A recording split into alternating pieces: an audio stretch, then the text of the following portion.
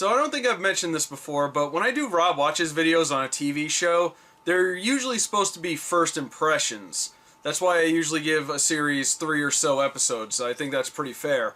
But today I'm going to be talking about Voltron Legendary Defender, which is a Netflix original series, and because Netflix likes to release their shows in bulk, I'll be talking about the first 11 episodes.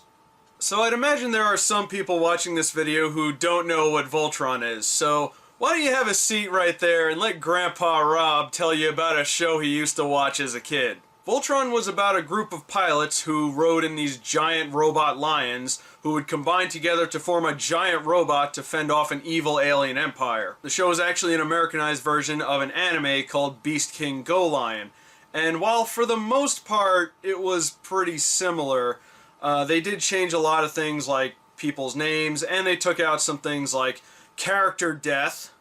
So it was kind of kept in the same category of a lot of other anime that had come over to the US at the time, like Robotech or Technoman or Saber Rider and the Star Sheriffs. And then there was Vehicle Voltron, which was a whole other mess, and I'm not even going to get into that. And over the years there had been attempts to try and resurrect the series, like there was Voltron Third Dimension in the 90s, which was awful. Not even Tim Curry could save that show. Then there was Nickelodeon's Voltron Force, which was certainly a big improvement over Third Dimension, but in retrospect, I think the show tried a little too hard. Which brings us to Voltron Legendary Defender, which is the first reboot for the series. And at this point, I feel like a reboot is much more appropriate, because the previous 2 attempts were trying to keep with the continuity of the original show, and it didn't quite work out. I remember seeing the trailers and all the screenshots of it, and it looked awesome. The animation was done by Studio Mir, who did The Legend of Korra, and also we got a lot of people who worked on Avatar: The Last Airbender and The Legend of Korra working on the show. And we might as well get it out of the way right now. It's hard not to draw parallels between the characters of Avatar and the characters of Voltron Legendary Defender, because a lot of them are very similar to a lot of characters we see not just in Avatar: The Last Airbender, but also in The Legend of Korra. Lance is definitely the Sokka of the group. Keith kind of comes off as a Zuko type because he's usually very headstrong and seems to have a short temper. Shiro seems a little bit like Mako. Hunk is, I could see a little bit of Bolin in him. I've been seeing a little Varric and Karan just in the way he speaks and the way he moves. And based on her redesign and her demeanor, Princess Allura seems like a combination of Katara and Princess Yue. A lot of the humor, too, seems very similar to that of Avatar. You know, a lot of the characters will joke around very similarly. They'll make a lot of snarky comments. There's a lot of anime-like expressions and reactions. I do have to mention that there was one fart joke. Jeez, what were they contractually obligated to put that in there? I mean, to be fair, they did get it out of the way pretty quickly, and we never really went there again. I think the best humor in the show comes from how the Earthlings try to adapt to alien life, how they always have to try this weird food, and they have to experience all these weird customs, and how they have different measurements of time. Like, there was a scene where they had a clock with Earth seconds, and then another clock with measurements of time from Aries, and they were watching it, and they were acting like it's some kind of competition. You know, it's nice that I can laugh at Voltron at stuff that's intended to be funny, as opposed to laughing at how bad an English dub is. A lot of great voice actors in this too. For example, Lance is voiced by Jeremy Shada, who I almost didn't recognize. You know, seemed like only yesterday we heard his squeaky prepubescent voice in early episodes of Adventure Time. They grow up so fast.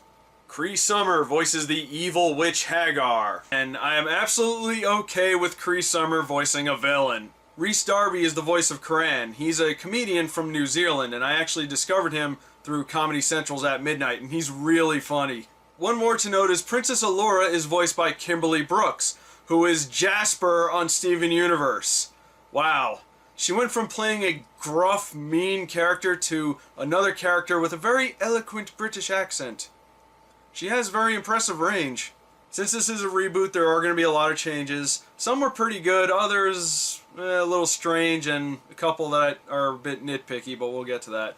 One of the biggest changes was Shiro, because that was the character's name in the original Japanese version of Beast King Go Lion.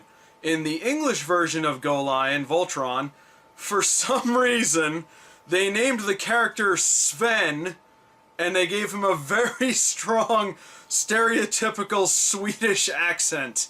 I have no idea to this day why they did that. So I think giving him his original name was a very good decision. Zarkon and the rest of the Galra Empire, the aliens that they fight in the show, went through a lot of redesigns as well, and they look great, and I feel like they seem more threatening in this show than they were in previous incarnations. One of the strangest changes is that the character Karan is kind of a weirdo in this one.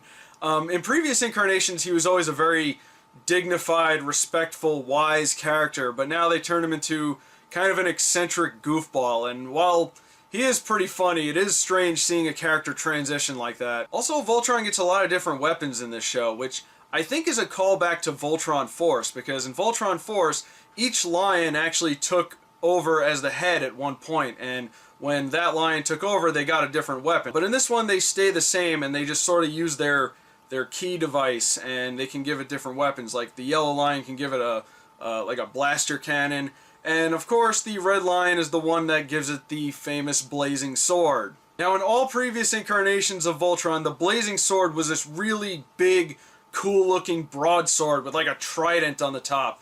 And in Voltron Legendary Defender, the blazing sword is just an ordinary straight-edge katana. Lame! While we're on the subject of nitpicky stuff, can they pick a better theme song for the show?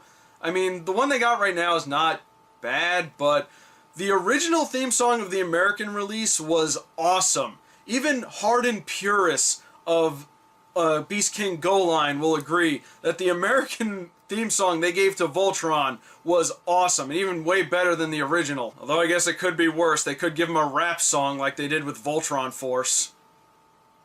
I'm still not over that. Okay, so there's one more thing I have to bring up, and unfortunately it's kind of a spoiler, so if you haven't caught up with the show yet, skip ahead. So Pidge is a girl in this show. I actually had this spoiled for me early on because I had the audacity to look up information on this series before I proceeded with it. But yeah, I found out that Pidge is a girl, and they do reveal it later on, I think around episode 6 or so. What I find funny though is that the character design really hasn't been altered much from its previous incarnations. I'm okay with Pidge being a girl. They gave her a pretty good backstory. And they did establish that Pidge has a brother, which Pidge has had a brother in previous incarnations. The first series is kind of sketchy about that, but again, that's a whole other thing. But what's cool is that Pidge's brother was actually part of Vehicle Voltron, so it makes me wonder if they're going to go there at some point. So all in all, I really like the show. I like what they've done with it so far. I would place it up there with the reboots of Masters of the Universe and Thundercats, because they took these shows from the 80s that were a little cheesy and in some cases very poorly animated, but had a lot of really good ideas and were fun to watch, and they improved upon them. You know, how a reboot should be done. Not to go back into spoilers or anything, but the series did leave off with a bit of a cliffhanger, and there were a lot of stuff that they didn't really explain, and there were some characters that really could have used a little bit more development. But what they have so far is really good, and we can only hope that Netflix will continue the series. I've been having a lot more faith in Netflix lately because it seems that they're taking animation very seriously. They've been having their own original programming, and they're showing a lot more animated movies on there. I really hope that they continue this, and I hope that they prove that they're better than certain other networks for cartoons and will finish what they started. So that's all I got for Voltron Legendary Defender. Leave a comment below and let me know what you thought of it. And what other shows do you think deserve a reboot? My name is Rob, and have a wonderful day. Go Lion!